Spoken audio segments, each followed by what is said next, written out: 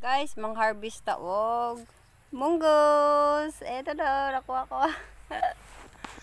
Ayan na, kalamig guys sa mga munggo ba na. Nanghigda na gud siya oh. Bugatan ba? Ato nakuha uning kulay itim. Hala, nag-ibalag yung kulor ani.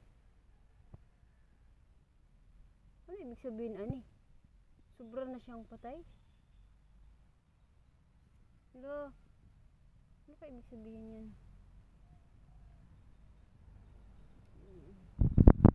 Lamig ko siya tanawon ba? No? Naitambok, kuwan. Ay. Ano po, daging. Gipaghigdaan maguni siya iro mo nang uban nga hagba yan.